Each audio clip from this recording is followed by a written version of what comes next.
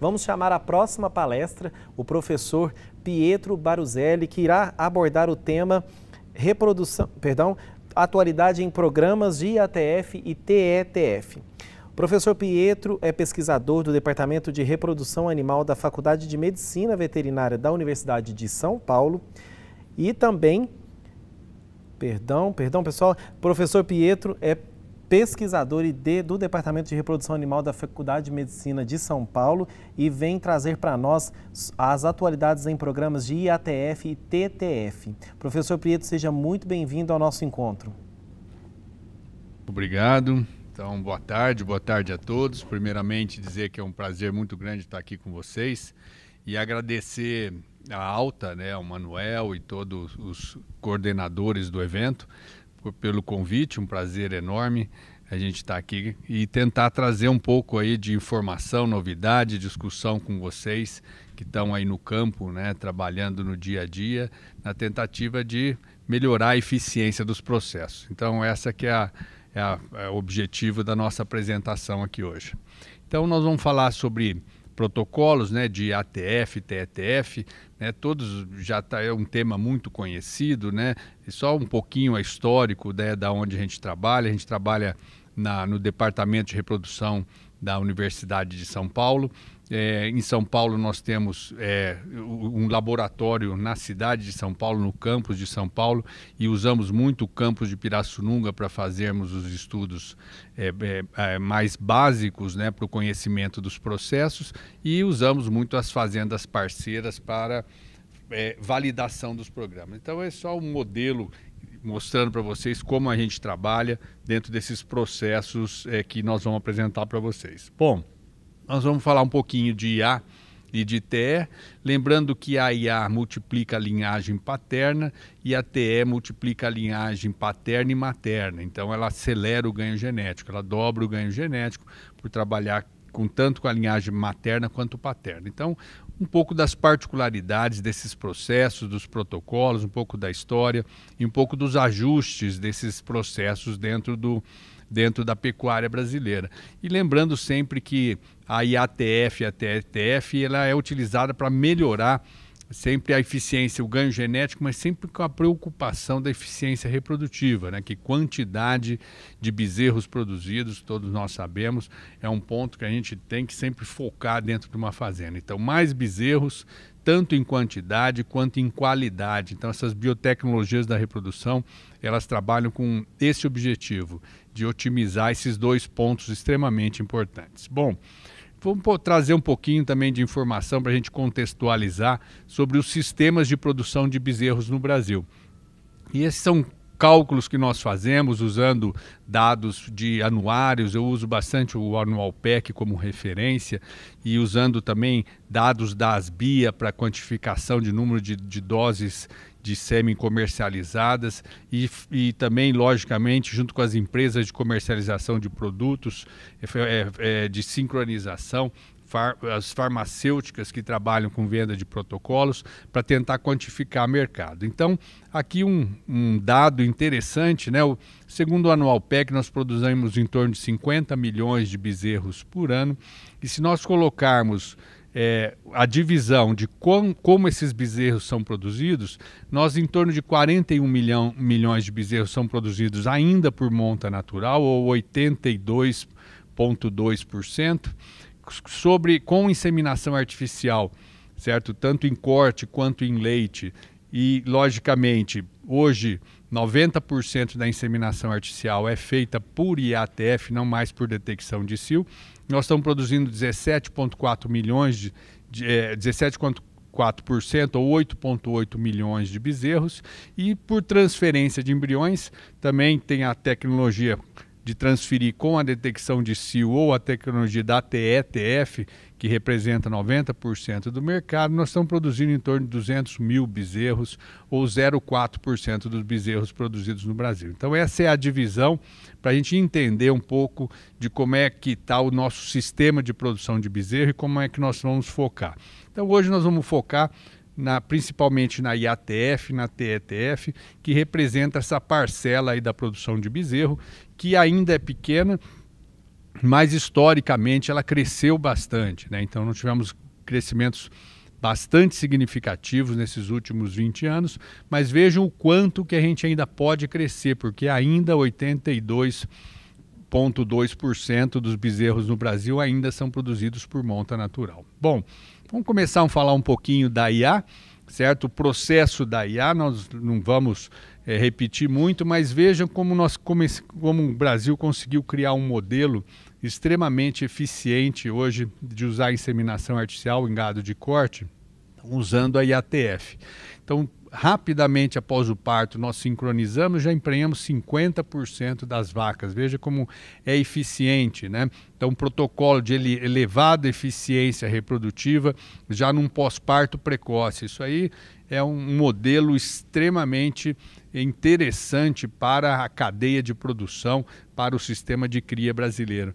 Nós usamos muito ainda uma IATF seguida de monta natural e que é um modelo interessante, porque as que ficam vazias, o protocolo induz ciclicidade e os touros, 21 dias após, já estão cobrindo essas fêmeas.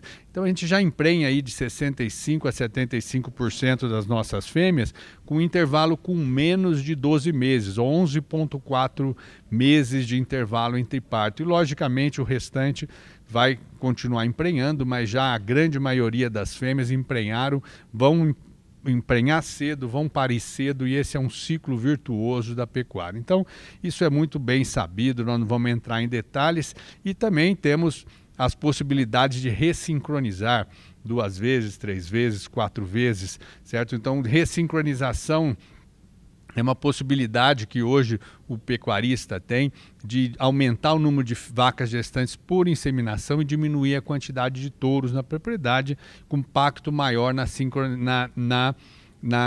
no programa, logicamente, de produção de bezerros. E não vamos também entrar em muitos detalhes, mas vejam como a ciência brasileira também conseguiu desenvolver protocolos cada vez mais eficientes, onde nós conseguimos diminuir o intervalo entre inseminações ao ponto de inseminarmos vacas hoje a cada 24 dias, se nós acharmos interessante, com protocolos até com diagnóstico de gestação por Doppler. Então tudo isso aqui está muito bem estudado, né? Os protocolos hoje têm elevada taxa de serviço, tem uma estação de monta relativamente curta quando a gente usa a ressincronização, e tudo isso já está muito bem apresentado e bem discutido, e qualquer dúvida depois a gente pode trazer a vocês os detalhes. Mas lembrando então que hoje nós temos um pacote tecnológico que usa a IATF com ressincronização, que programa a fazenda, programa a logística do processo, e nós podemos chamar isso de reprodução de precisão. Como nós temos a agricultura de precisão, hoje nós temos a reprodução programada, a reprodução com precisão dentro das fazendas, e isso é muito interessante e já está sendo utilizado por muitos e muitos colegas que trabalham no campo. Tudo bem? Então isso é o conceito, né? E agora o Manuel pediu para a gente fazer uma pequena revisão, né, sobre alguns detalhes que ainda a gente tem que tomar cuidado em relação aos protocolos, né? Então, qual que é a base farmacológica do protocolo, o que nós temos que usar em novilhas, em vacas, e alguns relatos de estudos que foram feitos no tempo. Então, lembrando, né, a função de cada tratamento desse, nós temos no começo do protocolo o tratamento com benzoato de estradiol para sincronizar a onda, né? Então isso é muito interessante, depois a gente pode falar alguns detalhes sobre isso. Temos que ter no protocolo uma aplicação de prostaglandina para remover o corpo lúteo de vacas que estejam ciclando. Essa prostaglandina ela pode ser aplicada tanto na retirada do implante, como no meio do protocolo, como no começo do protocolo. Então existem essas particularidades que a gente vai comentar isso com vocês. Nós podemos também aplicar o indutor de ovulação, o cipionato de estradiol, que é interessante pela farmacodinâmica, eu vou fazer comentários, ele proporcionou reduzir um manejo do protocolo. Podemos tratar essas vacas com ECG, como o Zé Nélio já comentou, na sua apresentação muito interessante do Zé, colocando os efeitos positivos do ECG, certo? Principalmente em vacas em anestro, e podemos também, no momento da inseminação, temos a opção de tratarmos essas vacas com GNRH de acordo ou não com a manifestação de cio. Então, vou passar um pouquinho por esses detalhes com vocês para a gente poder entender um pouco mais sobre o protocolo e alguns pontos que eu acredito que sejam importantes. Então, número de manejo, duração do protocolo e eficiência. Vamos falar um pouquinho sobre isso. Vamos reforçar a importância do cipionato de estradiol no momento da retirada. Então, quando nós não usávamos o cipionato de estradiol, o nosso protocolo era como esse aí, de 4 manejos, certo? Principalmente porque a gente aplicava benzoato 24 horas da retirada. E o que foi feito em termos de vários e vários estudos foi trazer o estrógeno para a retirada do implante, mas na forma de cipionato. Por que isso? Por causa da possibilidade de reduzir o manejo e também por causa da farmacodinâmica. Vejam como o cipionato de estradiol tem uma meia-vida mais longa, isso possibilita ele induzir um pico de LH mais tardiamente e isso possibilita protocolos de 3 manejos. E para que tudo isso acontecesse, nós estudamos, né, o pico de LH, o momento da ovulação, na comparação entre esses dois fármacos de indução de ovulação. Então vejam que aplicar benzoato tem um pico de LH e tem uma ovulação, benzoato 24 horas. Certo? São trabalhos feitos, vários, inclusive pelo Zenélio, que acabou de falar com vocês, mas antes nós estudamos essa dinâmica como um todo, certo? E vejam que elas ovulam em torno de 72 horas. Quando a gente passa o cipionato para retirada, a gente atrasa o pico de LH, ao invés de 22 passa para 46, mas o momento da ovulação é o mesmo. Então vejam que elas ovulam muito sincronizadas quando se aplica benzoato ou cipionato de estradiol.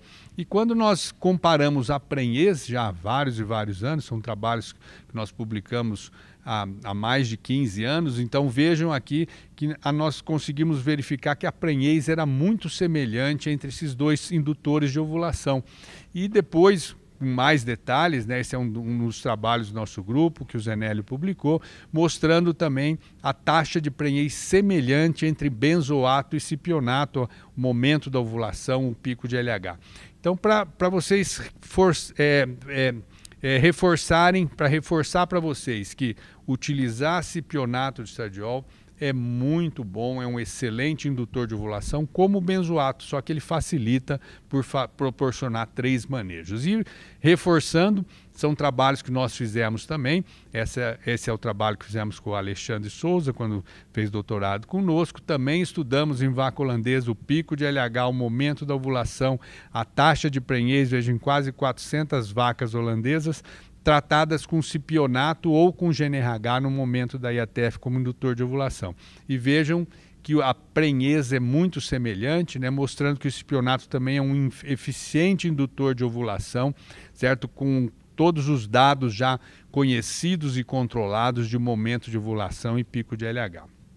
E aqui começam detalhes interessantes da utilização desses estrógenos no protocolo de sincronização, comparando, por exemplo, com o GNRH. Aqui no trabalho feito pelo Alexandre, isso aqui é por enquanto em vacas de leite, mas para trazer o conceito, vejam que foi trabalhado em branco são vacas de baixa condição corporal e em preto vacas de alta condição corporal. Quando foi usado o cipionato como indutor de ovulação ou o GNRH, né, sem cipionato e substituindo para o GNRH, a vaca de baixa condição corporal respondeu melhor ao estrógeno como indutor de ovulação do que ao GNRH. Então, será que esse estrógeno é importante em algumas situações, certo? Não só para sincronizar a ovulação, mas também para melhorar a eficiência reprodutiva do processo?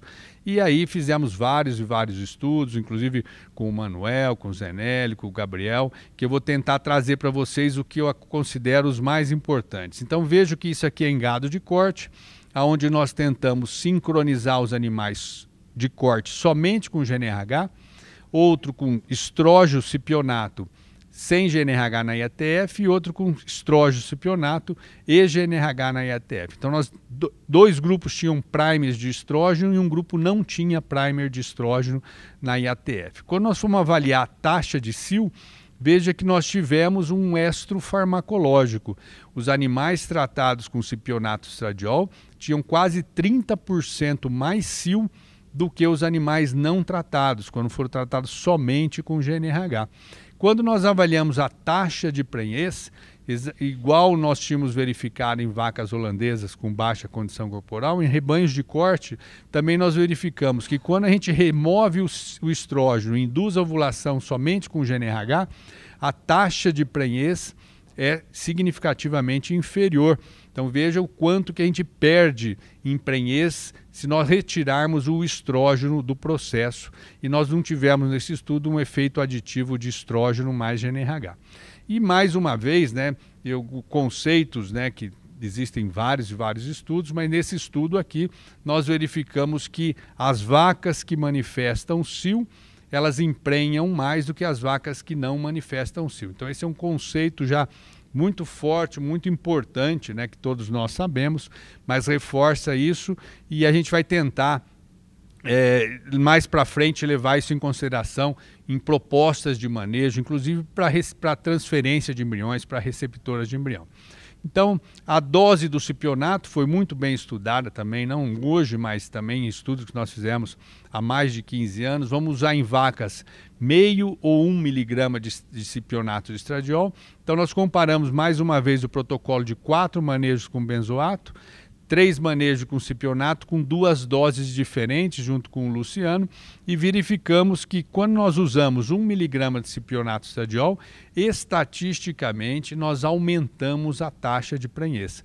Então hoje a gente tem recomendado em vacas a utilização de 1 miligrama de cipionato de estradiol como indutor de ovulação baseado em estudos comparativos que nós fizemos no tempo.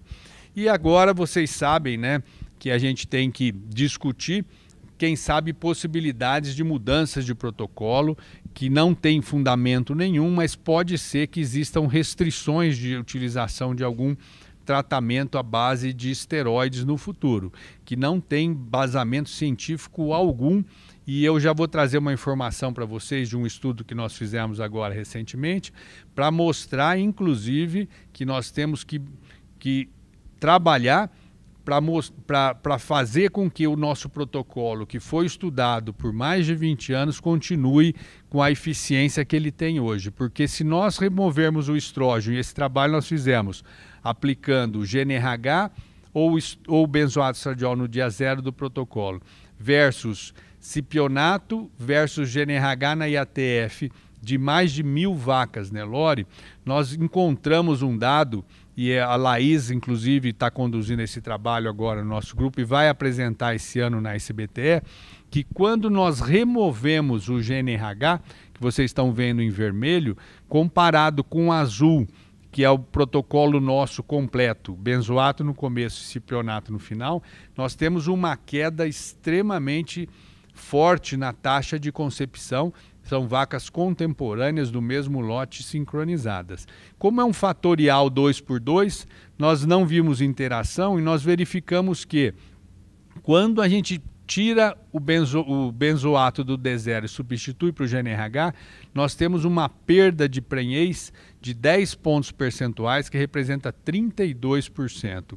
E ao final do protocolo, quando nós tiramos o cipionato e colocamos GNRH como indutor de ovulação, nós temos uma perda de 5,1 pontos percentuais, que significa 15%. Ambas estatisticamente significativas. Então vejam que remover o estrógeno do protocolo, ele causa uma queda muito significativa dentro do nosso processo de reprodução. Essa é uma informação importante. Bom, vamos tentar trazer outros conceitos para vocês, como o momento da aplicação de prostaglandina. Tá? Então aqui é um trabalho que nós fizemos com novilhas, e quando nós aplicamos prostaglandina no dia 0, certo? Nós verificamos, logicamente, pela remoção do corpo lúteo, uma queda dos níveis de progesterona, como vocês podem ver em vermelho, comparando com o azul.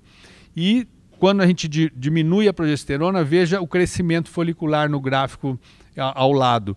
Ele aumenta o crescimento folicular estatisticamente. Inclusive, não só aumenta o crescimento folicular, como aumenta também a taxa de ovulação. Então, o excesso de progesterona pode trazer comprometimentos da sincronização folicular durante um protocolo, como vocês sabem muito bem. Então, aplicar prostaglandina para diminuir a presença de corpos lúteos durante um protocolo de sincronização pode ser interessante para aumentar o crescimento folicular. E para a gente entender um pouco mais, outro estudo que nós fizemos com a Ana Paula, certo? Nós avaliamos vários momentos de aplicação de progesterona, inclusive vários tipos de implantes. Implantes CIDR de 1 uso, de 2 usos ou de 3 usos, certo? Comparado com o CIDR novo com prostaglandina somente no D8. Quando nós fizemos isso, vocês podem verificar que quando a gente aplicou prostaglandina no D5, diminui a concentração de progesterona e, logicamente, ela vai diminuindo conforme os implantes são reutilizados. E comparado com o implante novo e com prostaglandina somente no D8. E o crescimento folicular, ele diminuiu quando nós usamos um CIDR novo com prostaglandina no D8 comparado com os outros tratamentos. Inclusive, a taxa de ovulação ela foi menor quando a gente usou um CIDR novo com prostaglandina no D8 do que quando nós antecipamos a prostaglandina e ainda utilizamos implantes reutilizados. Conceitos, né? A concentração de progesterona pode comprometer a resposta ao nosso protocolo. Então nós temos que tomar cuidado com isso. E sabemos, esses são trabalhos do grupo do Gabriel Borges, já feitos há muitos e muitos anos, uma possibilidade de remover o excesso de progesterona é aplicar prostaglandina no D0 e no D8, que aumenta a taxa de prenhez, principalmente em novilhas, quando comparado com prostaglandina somente na retirada. Então esse é um trabalho clássico que foi depois confirmado em várias outras possibilidades. Bom, então quando que é o melhor momento para aplicar a prostaglandina? Será que a gente pode aplicá-la num protocolo de 3 manejos, aplicando no D0 e no D8, ou um protocolo de 4 manejos, aplicando ela no D7 e esticando o protocolo para D9. Então nós fizemos um estudo, certo, que o Marcos conduziu, certo? E quando nós fizemos a análise da resposta desse estudo, nós verificamos que a taxa de prenhez dos dois protocolos que buscam remover a prostaglandina durante o protocolo para evitar excesso de progesterona, eles funcionam de maneira semelhante. Então vejam que é possível, né, você remover um manejo usando a prostaglandina em 2 momentos sem comprometer a taxa de prenhez. E para reforçar esse dado, nós fizemos um outro estudo com praticamente 2.000 fêmeas do mesmo lote, onde nós usamos um modelo, dividir a fêmea num protocolo de 4 manejos com prostaglandina no D7 ou um protocolo de 3 manejos com prostaglandina no D8. E vejam que tanto os protocolos de 8 dias como de 9 dias, com 3 manejos ou com 4 manejos e com implantes com diferentes concentrações de progesterona, vejo que não tivemos nenhum efeito na taxa de prenhez quando o Rodolfo fez o tratamento. Então vejo aqui, ó, quase 1.000 animais por grupo, 8 dias e 3 manejos, ou 4 dias ou 9 dias com 4 manejos, apresentando a mesma eficiência. Isso mostra que nós podemos, inclusive, ter flexibilidades nos protocolos, isso para deixar vocês bem tranquilos para a utilização do protocolo que mais seja conveniente para vocês. E esse é um trabalho do Roberto Sartori, do grupo do Roberto Sartori, mostrando dados muito semelhantes. Então, o que o Roberto fez? Também protocolos de 7 dias, de 9 dias, com prostaglandinas no começo, no final. E vejam que a prenhez também não teve diferença entre os protocolos, com um grande número de animais, tendo uma concepção satisfatória, independente do protocolo. E aqui um resumo, né, para finalizar, de vários e vários estudos, com várias durações de protocolos e números de manejo, com eficiência semelhante entre todos esses processos. Então vejam que fiquem tranquilos em utilizar os protocolos que vocês hoje consideram satisfatórios, levando em consideração as informações científicas. Então, existe essa flexibilidade. Essa flexibilidade do calendário é muito bom para quem está no campo, para quem está montando um calendário. Isso é muito positivo e deixa vocês mais tranquilos em termos de tomada de decisão. Bom, lembra do cio? O cio é uma referência, né? Então, vaca em cio, novilha em cio, ela emprenha mais do que a vaca que não está em cio. Então esse é um conceito do que o cio é um marcador de fertilidade, é um conceito muito forte hoje na IATF, né? Nós sabemos, isso aqui são frutos de vários estudos que foram feitos, que quando a vaca manifesta cio, ela tem um folículo maior, tem um corpo lúteo maior, ela produz mais progesterona e emprenha mais. Então, cio é um marcador de fertilidade. E o que fazer com a vaca que não manifesta cio, tendo em vista que as que manifestam cio têm maior fertilidade? Esse é um trabalho feito pelo Manuel, certo? Já há vários anos, onde se trabalhou com vacas com cio ou sem cio e com ou sem GNRH no momento da IATF. E vejam que nessa primeira tentativa em vacas, o Manuel verificou um aumento de 40 para 47,3 a taxa de prenhez nas vacas que recebem GNRH sem cio. E as vacas com cio, esse efeito não foi evidenciado. E na sequência, vários outros estudos foram feitos em novilhas, em primípara. A Roberta fez vários desses estudos e vejam que quando a Roberta fez em novilhas, ou quase 800 novilhas, viu que as novilhas sem cio têm um aumento bem significativo na prenhez. Mas as com cio, ela também acabou verificando o efeito. Quando ela usou em novilhas, inclusive, que tiveram média de taxa de cio de 66%. Já em primíparas, a Roberta viu a mesma coisa. Ela verificou o efeito de aumento de prenhez, tanto nas que dão cio, quanto nas que receberam GNRH. Então vejo que o conceito de receber GNRH hoje, além da que não manifesta cio, existe o conceito de você aplicar GNRH em algumas situações na que também manifestam cio, como eu vou discutir com vocês mais para frente num estudo novo que nós fizemos em novilha. Então, as taxas de cio variam entre os estudos e o estro, e nesse caso de primíparas aqui, a Roberta teve 55%. Bom, uma coisa interessante é essa categoria, né, de novilhas que emprenham hoje com 14 meses e acabam parindo com 2 anos, né? Então tem várias particularidades, nós vamos ter tempo de passar para vocês, mas eu queria entrar nos protocolos dessas novilhas. Essas novilhas, geralmente, né, nós usamos prostaglandina no começo, tá? E no final, para remover o corpo lúteo durante o protocolo, para evitar excesso de progesterona. Mas como essas novilhas de 14 meses são sempre suplementadas e têm uma alimentação diferenciada, será que nós, nesse protocolo, como é que elas respondem em termos de tamanho de folículo ovulatório, devido à metabolização de progesterona, manejo nutricional? Será que elas estão ovulando dentro do período esperado? Então, nós começamos a verificar que está, em algumas situações, acontecendo um problema que nós não tínhamos evidenciado até então. Nós estamos verificando que nas 48 horas entre a retirada e a inseminação, está ocorrendo ovulação antecipada.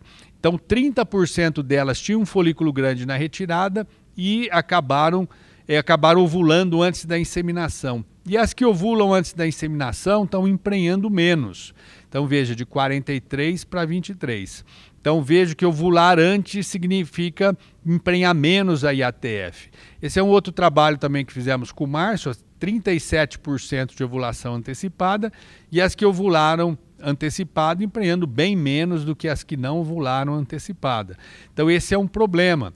Ovular antecipado não é desejado dentro do processo. Para isso, nós começamos então a encurtar o protocolo de 8 dias para 7 dias, na tentativa de ter um folículo um pouco menor e tentar melhorar a prenhez. E esse é um trabalho do Augustinho, com 1.200 novilhas, que houve sim um aumento de 51 para 56 na prenhez, quando o Augustinho passou de 8 para 7 dias. E houve uma interação fazenda. Esse efeito foi mais evidente nas fazendas que usavam suplementação proteico-energética, quando comparado com as fazendas que não usavam suplementação proteico-energética. Vocês sabem que o metabolismo hepático da suplementação acelera a metabolização da progesterona e aumenta o crescimento folicular, o que pode explicar o porquê que as fazendas que o Augusto utilizou com suplemento tiveram uma prenhez melhor ao protocolo. E quando nós usamos esses protocolos, já num trabalho publicado pelo João Barbulho, lá na Fazenda Paraná, nós verificamos que passar para 7 dias diminui a ovulação antecipada. Em algumas situações, como por exemplo as novilhas mais velhas, aumentou a prenhez. Houve uma interação idade-protocolo. O protocolo de 7 dias foi melhor nos animais que tinham idade superior. E isso pode acontecer porque quando a gente fez uma análise de ovulação antecipada, os animais mais velhos, eles acabam tendo mais ovulação antecipada que os animais jovens. Então o protocolo de 7 dias acabou, nesse caso, provavelmente melhorando devido a essa situação. E agora, para finalizar, nós acabamos de fazer um estudo com a Luana, certo? Na fazenda do Grupo Jatobá, no Mato Grosso do Sul, comparando em novilhas Nelore protocolos de 9 dias com protocolo de 7 dias, os dois com prostaglandina no D0. E vejam que interessante, ó, houve um aumento, mais uma vez, significativo para o protocolo de 7 dias, de 7,8 pontos percentuais ou 15%.